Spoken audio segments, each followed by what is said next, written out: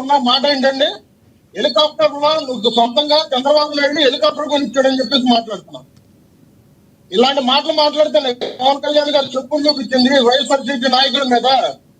Package అధికారంలో ఉన్నప్పుడు ప్యాకేజీని నిరూపించండి అని చెప్పేసి నిరూపించలేకపోయినా పేదగాని చోట్ల వీళ్ళు ఇవాళ రోజున మళ్ళీ ప్యాకేజ్ అని చెప్పేసి మళ్ళీ తెరపతికి రావడం ఎంతవరకు కరెక్ట్ అంటారు?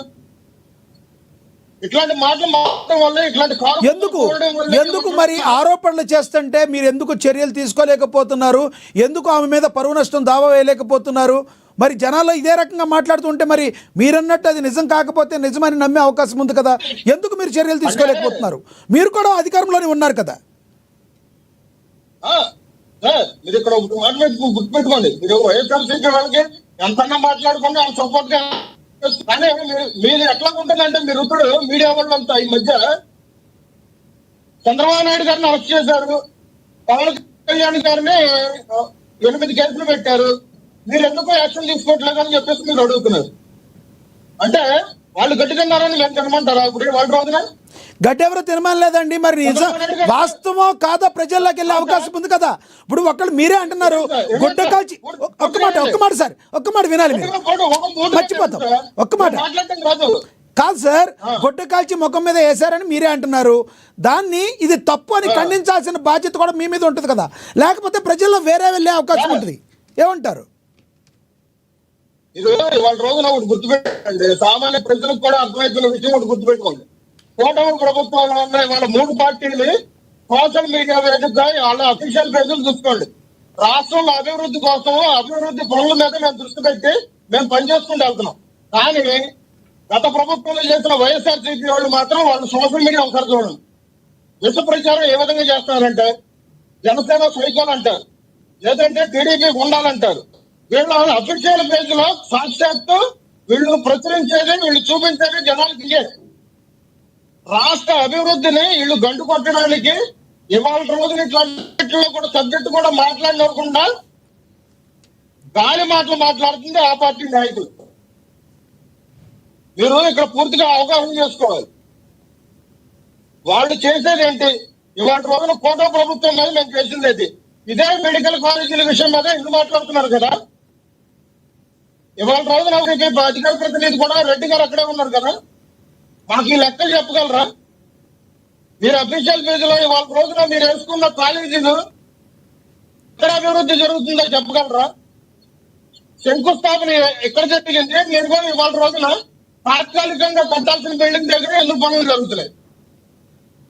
మీరు ప్రభుత్వం దిగిపోయేటప్పుడు కాంట్రాక్టర్లకు 674 కోట్ల రూపాయలు ఎందుకు బకాయిలు పెట్టారు? అప్పులు ఎందుకు 4,982 కోట్లు ఎందుకు అప్పు వచ్చారు మెడికల్ కాలేజీలు చూపించి? ఇట్లాంటి సమాధానాలు చెప్పమంటే చెప్పరు.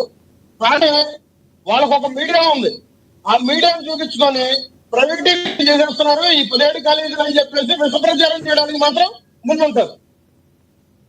ఈ మాటలు మాట్లాడడానికి బయటకి పతివ్రతలు పర్వంతం తినే సన్యాసులు కొంతమంది బయటకు వచ్చి పవన్ కళ్యాణ్ గారి మీద ప్యాకేజీలు ఏమని చెప్పేసి ఇష్టానుసారంగా మాట్లాడతారు. ఎవరి గురించి మాట్లాడాలి సార్? రాష్ట్రంలో అభివృద్ధి గురించి మాట్లాడాలా? వీళ్ళ మాటలు పట్టించుకొని ఇట్లా డిబెట్లో కొట్టి కూర్చోవాలా? ప్రభుత్వాన్ని ఎవరన్నా ప్రశ్నిస్తే అక్రమ కేసులు పెడుతున్నారని కూడా చెప్పారు రోజా. మీరెందుకు అక్రమ కేసులు పెడుతున్నారు? ఎవరు పెడుతున్నారు సార్? ఎక్కడ పెడుతున్నారు? ఎవరు పెడుతున్నారు సార్? వాళ్ళు పోయి వాళ్ళే తీసుకుంటున్నారు. అధికారం పోయిన తర్వాత వాళ్ళు సిద్ధం చేయడం, కొన్ని శాఖల్లో వాళ్ళు జరిగిన అవినీతి అవకాశాలు బయటపడడం, ఇవన్నీ రాబట్టే కదా వాళ్ళ రోజున భయపడి కనిపించట్లేదు. మరి ఆ రోజు పవన్ కళ్యాణ్ గారి గురించి, కూటమిలో నాయకుల గురించి ఇష్టానుసారంగా మాట్లాడిన కొంతమంది నాయకులు ఇవాళ రోజున కౌమరికి ఎందుకు అయిపోయారు? నియోజకవర్గాల్లో కూడా ఎందుకు కనిపించకుండా తిరుగుతున్నారు? ఇవాళ రోజున లెక్క స్కామ్ విషయంలో ఎందుకు ఎంతమంది అరెస్ట్ అయ్యారు? వీళ్ళంతా తప్పు చేయలేదని అంటారా?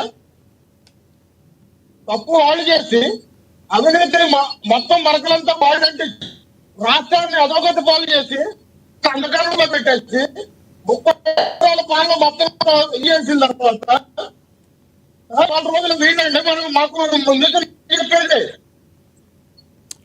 రైట్ రైట్ సార్, మళ్ళీ వస్తాం మీ దగ్గరికి. మనతోటి ఎల్ఎన్ మోహన్ రెడ్డి గారు ఉన్నారు, వైసీపీ నేత. ఆయనతో మాట్లాడదాం.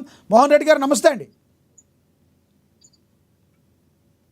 మీకు సునీత గారికి, లక్ష్మీకాంత్ గారికి, మన ప్రధాని చిట్టిబాబు గారికి, పాల్గొంటున్నటువంటి ఇంకా అక్షర సత్యం గారికి, చూస్తున్న వీక్షకులకు అందరికీ నమస్తే సార్. చెప్పండి సార్. చంద్రబాబు, పవన్, లోకేష్ మెప్పు కోసమే మంత్రులు సిగ్గు లేకుండా అబద్ధాలు ఆడుతున్నారన్నారు రోజా.